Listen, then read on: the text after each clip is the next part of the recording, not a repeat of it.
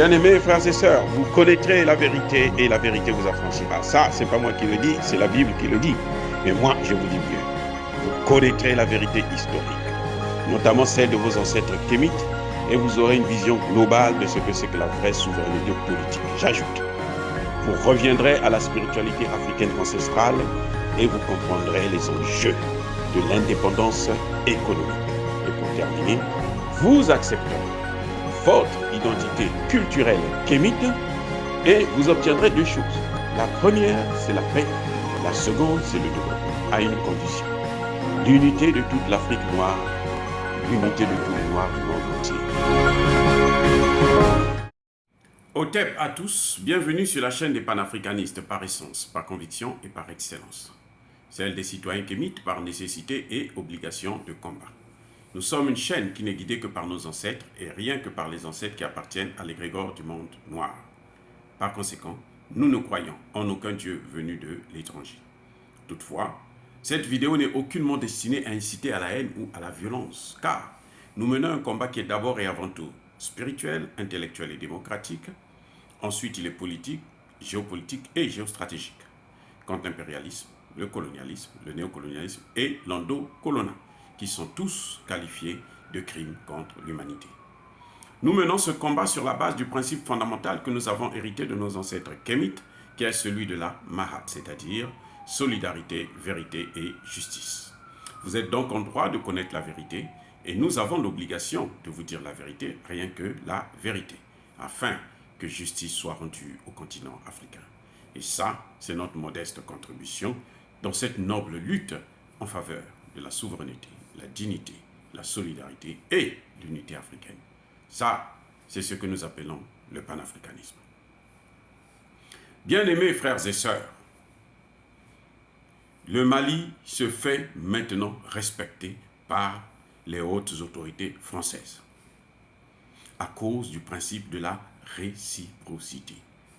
Ce principe marche bien dans les relations internationales et la preuve, c'est que le discours du Premier ministre malien a eu écho dans les cervelles des leaders français.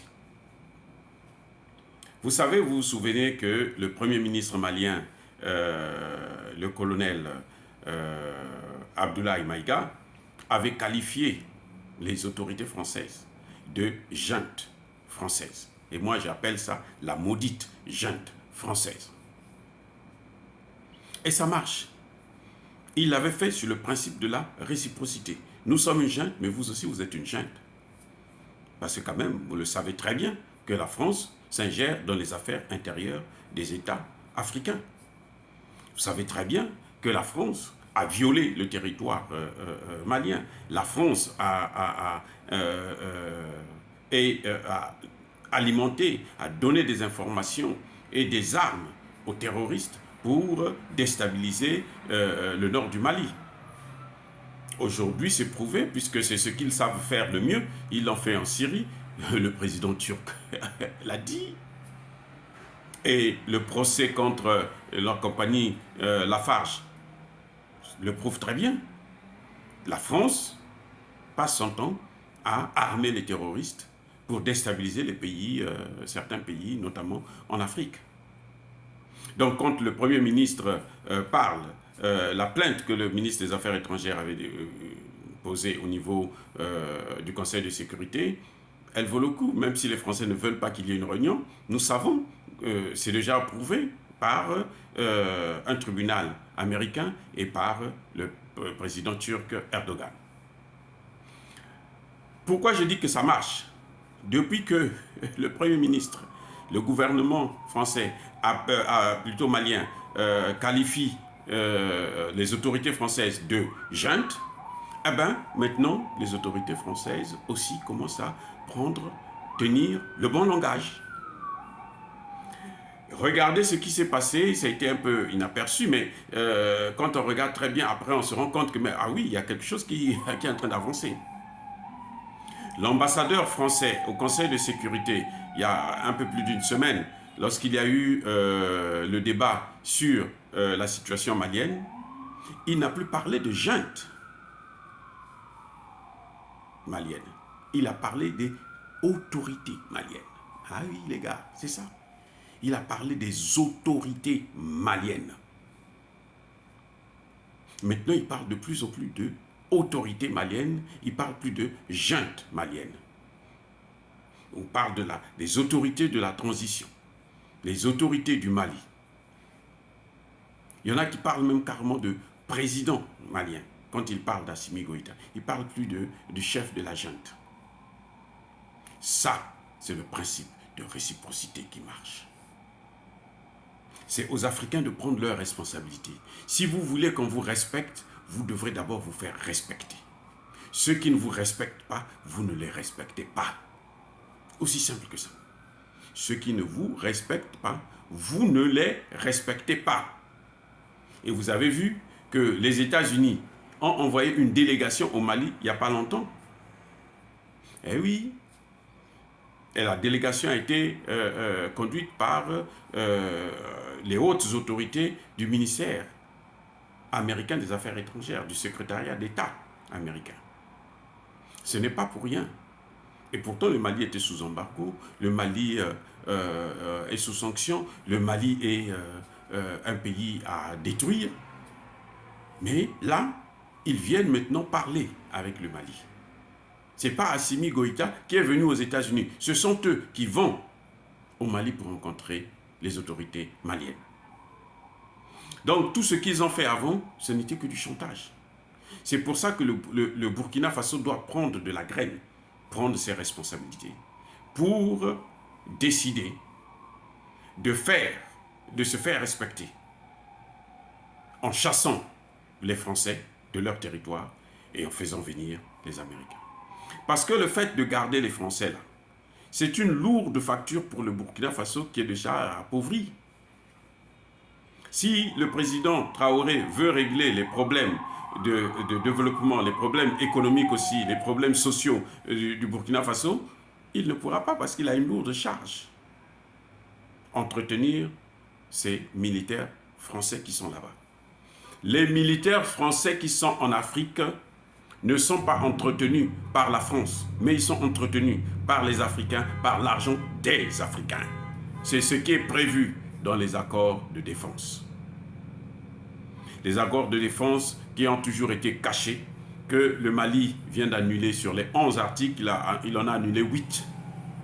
Ah oui, il les a dénoncés et c'est devenu caduc. Il en reste 3 seulement qu'il respecte, c'est tout. Parmi les 8 que le Mali a annulés, c'est que les militaires français que vous voyez là, que ce soit au Burkina Faso, que ce soit au Niger, que ce soit au Mali, que ce soit partout au Gabon, en Côte d'Ivoire et autres, ils sont à la charge du gouvernement qui les reçoit. Et ils ont un statut de diplomate, c'est-à-dire, s'ils peuvent tuer quelqu'un, ils peuvent faire tout ce qu'ils veulent, ils peuvent pas être poursuivis, ni dans le pays là où ils ont commis les actes, là où ils travaillent, ni en France. Et lorsqu'un militaire français décède en mission en Afrique, c'est le pays là, le pays hôte là, qui doit s'occuper du rapatriement du corps de ce militaire et qui doit dédommager la famille. La facture de Barkhane s'élevait à 900 millions d'euros, de dollars. Et vous savez qui payait ça?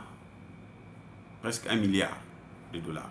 C'est-à-dire 600 milliards de francs CFA. Qui payait ça? Ce n'est pas la France qui payait, c'est le Mali.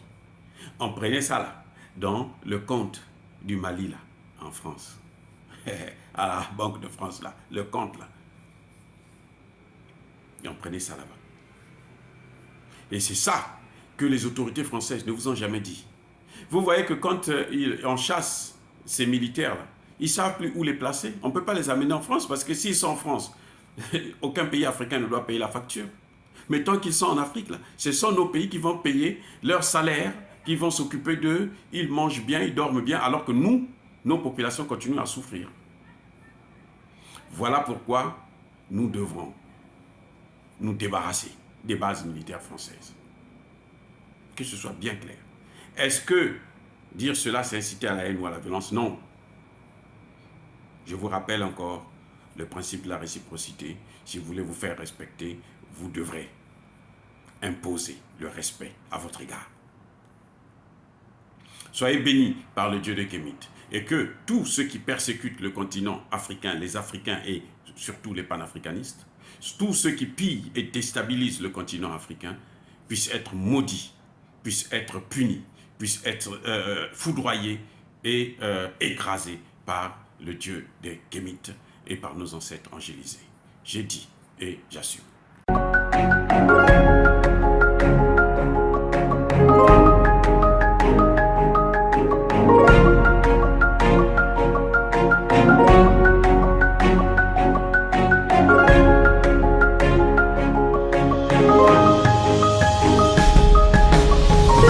Eux, ils marchent par la foi et non par la vue. Mais moi, je vous conseille vivement de marcher par la connaissance scientifique et historique, notamment celle de nos ancêtres kémites, par les 5 sens et par l'intelligence. Abou Abia.